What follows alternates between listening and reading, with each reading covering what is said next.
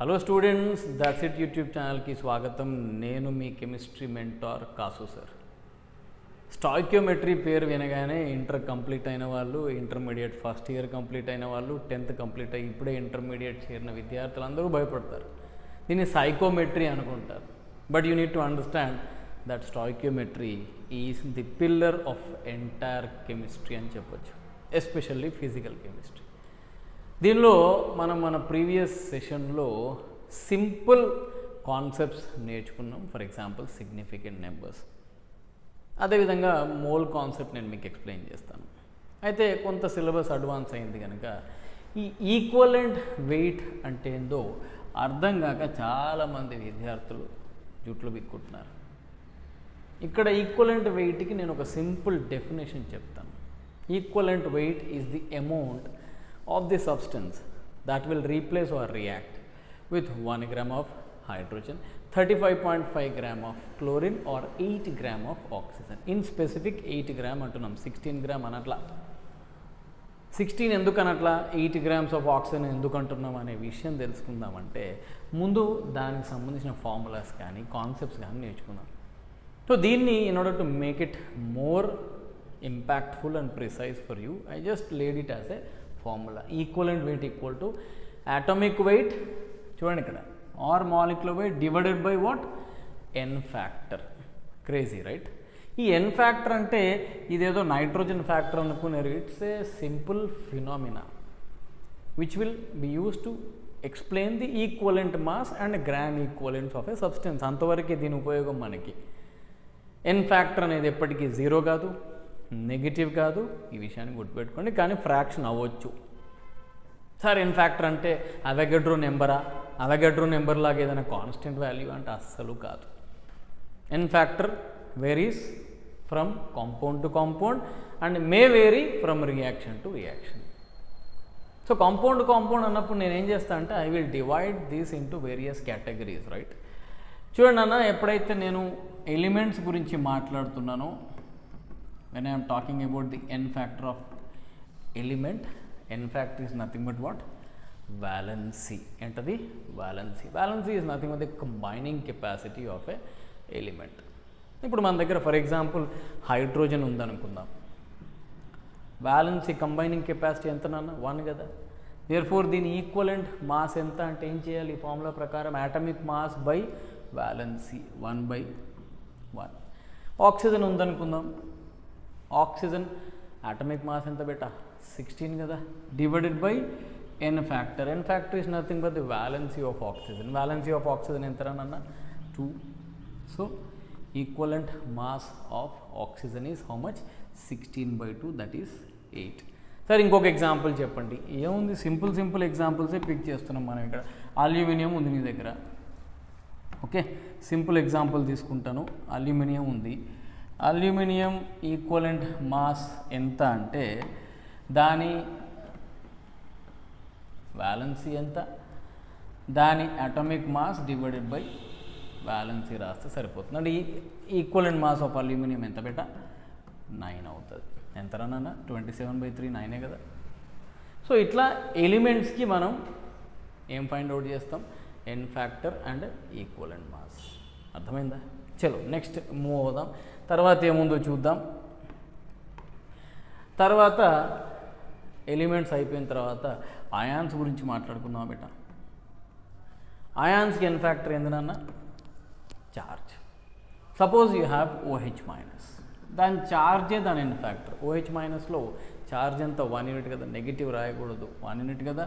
So దీని n factor ఎంత, 1. So equivalent mass ఎంత అంటే molar mass by n factor.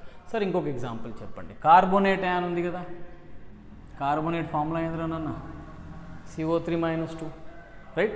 CO3-2 equivalent mass ఎంత సార్ అంటే మోలార్ మాస్ డివైడెడ్ బై దాని n ఫ్యాక్టర్ అంటే 30 అవుతుంది.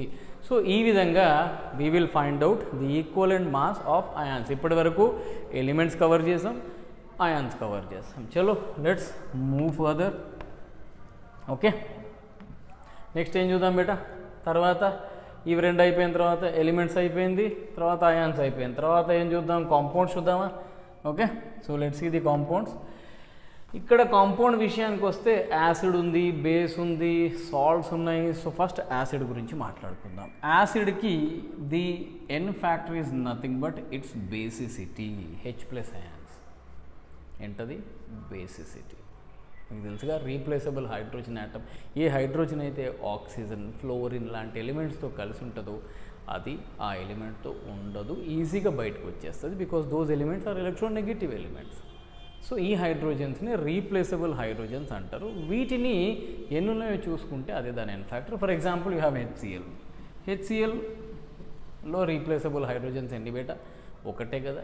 సో దీని ఎన్ ఫ్యాక్టర్ 1 అవుతుంది. బేసిసిటీ 1 కనుక దీని molar mass by n factor రాయండి. అదేవిధంగా మన దగ్గర సపోజ్ H2SO4 ఉందనుకోండి, దీని ఎన్ ఫ్యాక్టర్ ఎంత అంటే దీని మోలార్ మాస్ బై దీని బేసిసిటీ, రీప్లేసబుల్ హైడ్రోజన్ ఆటమ్స్ రాయండి. అది ఇక్కడ చాలామంది విద్యార్థులు కొంచెం ఆ ఎగ్జాంపుల్ చూడగానే ఫర్ ఎగ్జాంపుల్ H3PO4 అని రాస్తే 3 రీప్లేసబుల్ హైడ్రోజన్స్ ఉన్నాయి. Yes, that's true. కానీ H3PO3 రాసాను అనుకోండి, ఎన్నున్నాయో చూడకుండా దీని ఎన్ ఫ్యాక్టర్ 3 అని చెప్తారు. కానీ కాదు, రీప్లేసబుల్ హైడ్రోజన్ మాత్రమే చూడాలి. అంటే ఇక్కడ ఒకసారి దాని స్ట్రక్చర్ రాసుకున్నట్టయితే you will see that only 2 hydrogen atoms are replaceable hydrogen atoms, because అవి మాత్రమే ఆక్సిజన్తో ఉన్నాయి. ఇది నాన్ రీప్లేసబుల్ హైడ్రోజన్. దేర్ఫోర్ దీని ఎన్ ఫ్యాక్టర్ ఎంత బేటా? 3 కాదు, 2 అవుతుంది. సో ఈ విధంగా ఈ ఎంట్రన్స్ ఎగ్జామ్లో కొంత మనల్ని జంబుల్ చేసే అవకాశాలు ఉన్నాయి. సో రీప్లేసబుల్ హైడ్రోజన్ ఆటమ్స్ మాత్రమే, అంటే ఆక్సిజన్తో ఉన్న వాటిని మాత్రమే తీయండి. సో దీని ఎన్ ఫ్యాక్టర్ ఎంత అంటే మాలిక్యులర్ వెయిట్ బై 2 అని చెప్పాలి, దీన్ని మాలిక్యులర్ వెయిట్ బై 1 అని చెప్పాలి, దీన్ని కూడా molecular weight of the substance by 1 అని చెప్తాం. Okay, so n factor of acids అయిపోయింది కదా. తర్వాత ఏం చేద్దాం? N factor of bases find out చేద్దామా? Okay, n factor of bases చూద్దాం బేటా. Yeah, n factor of base చాలా సింపుల్. దాని ఎసిడిటీ అంటే ఏందన్నా? OH- అయాన్స్ ఎన్నున్నాయో చూసుకోండి, simple. NaOH molar mass by n factor is equivalent mass. Magnesium hydroxide ఉంది మన దగ్గర, molar mass by n factor. Sir ఇవంటే హైడ్రాక్సైడ్ ఉన్నాయి కనుక వీటిని మనం బేసిక్ అని చెప్తున్నాం. మనకు లూయిస్ బేస్ కాన్సెప్ట్ ప్రకారం ammonia is a base because it has a lone pair of electrons. మరి దాని సంగతి ఏం సార్ అంటే అప్పుడు ఏం చెప్పాలి మీరు? Basicity is also the number of lone pairs donated or number of protons accepted. Ammonia ఎన్ని ప్రోటాన్స్ యాక్సెప్ట్ చేస్తుంది బేటా? ఒకటే లోన్ పేరు ఉంది కనుక ఒకటే యాక్సెప్ట్ చేస్తుంది. సో అమోనియా ఎన్ ఫ్యాక్టర్ ఏమవుతుంది? 1 అవుతుంది. అంటే దీని ఈక్వలెంట్ మాస్ ఎంత? మోలార్ మాస్ బై 1 అనే చెప్పాలి. అట్లా అని లోన్ పేర్స్ 2 ఉన్నాయనుకోండి, 2 డొనేట్ చేయదు. ఇది కిడ్నీ లాంటి, ఒకటే డొనేట్ చేయగలుగుతాం మనం. సో వాటర్ ఎగ్జాంపుల్ తీసుకోండి. వాటర్లో ఆక్సిజన్ మీద ఎన్ని లోన్ పేర్స్ ఉన్నాయిరా? 2 కదా. సార్ మరి దాన్ని ఎన్ ఫ్యాక్టర్ 2 అంటే కాదు, ఎన్ ఫ్యాక్టర్ దాన్ని 1 కదా. కిడ్నీలు 2 డొనేట్ చేస్తే ఇచ్చినోడు పోతాడు. So maximum lone pair that are donated is only 1. So దీని ఎన్ ఫ్యాక్టర్ కూడా ఎంత బేటా? 1. సో ఇది బేసెస్ గురించి మాట్లాడుతున్నాం మనం. ఓకే, ఇంకా నెక్స్ట్ చూద్దామా?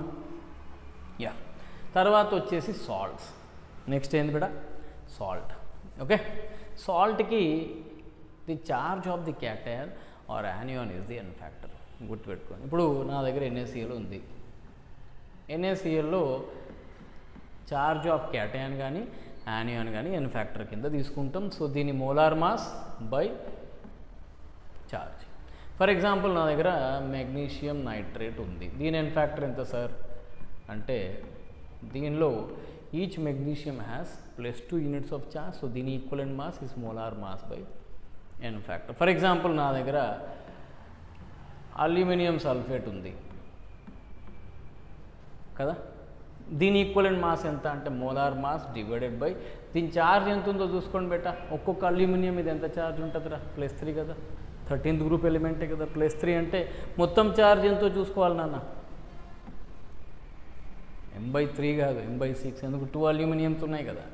సో ఈ విధంగా మనం సాల్ట్స్కి n factor is nothing but the charge అని తీసుకుంటాం. So equivalent masses find out చేద్దాం. ఇక లాస్ట్కి వచ్చేసి రెడాక్స్ కేటగిరీ చూద్దామా?